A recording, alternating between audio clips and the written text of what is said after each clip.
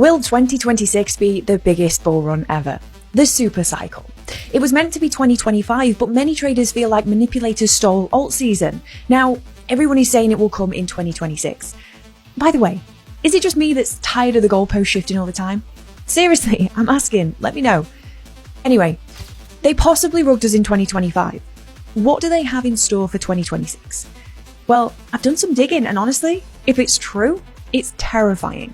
This is a story of price suppression, vampiric levels of blood-sucking from retail, and their plan for 2026, which could be far worse than 2025 if we aren't prepared.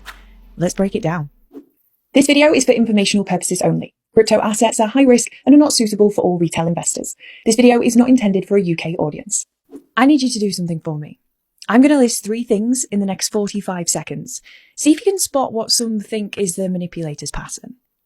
First, on January 6th, 2026, Morgan Stanley filed for Bitcoin and Solana ETFs.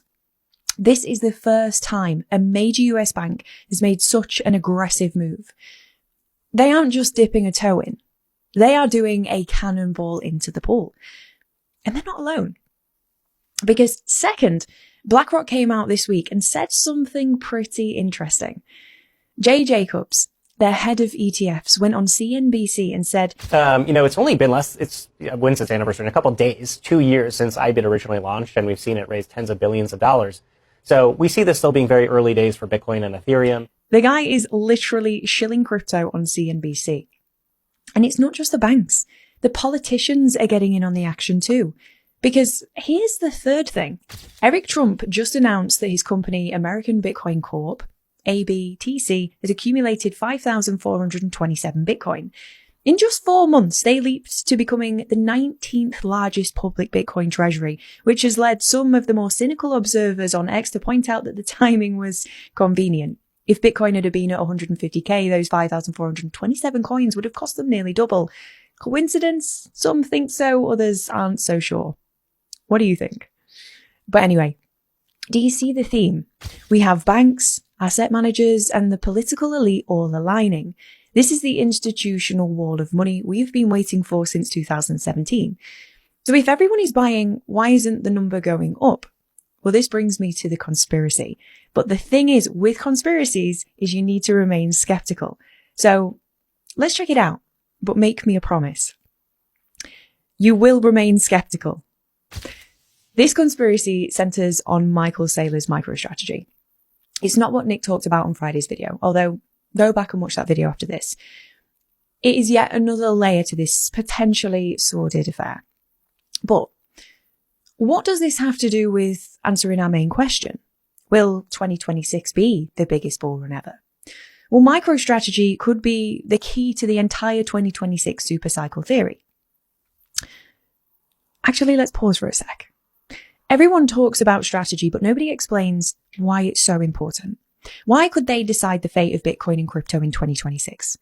So let me explain. Strategy owns over 3% of the entire supply of Bitcoin. It doesn't sound like a lot. We'll factor in that around 20% of Bitcoin's supply is estimated to be gone forever, with lost wallets and such. So that brings Strategy's control closer to 5% of the existing supply. Still doesn't sound like a lot. But most Bitcoin is not freely flowing. It's locked away in wallets. Per day, less than 1% of the total Bitcoin supply changes hands. So if Saylor were ever forced to sell, that 5% would be disastrous for markets. And everybody knows that, so panic selling would ensue, which could crush Bitcoin's price. Some analysts predict it would fall below 20k.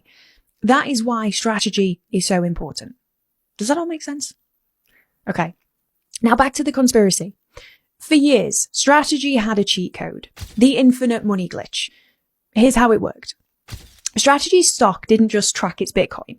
It often traded way above it, sometimes worth 2.5 times the value of the Bitcoin it held. So if the company owned $1 billion of Bitcoin, the market might value the stock at $2.5 billion. And that meant investors were paying $2.50 in stock price for every $1 of Bitcoin the company actually held. So Saylor could sell $100 of stock to investors, use that $100 to buy more Bitcoin. And those investors were effectively paying $100 for only about $40 of underlying Bitcoin. That's like me saying to you right now, hey, give me 90k and I'll give you less than half a Bitcoin. Infinite money. but only as long as the stock stayed expensive. It was beautiful. It was leverage on steroids. But the glitch has been patched.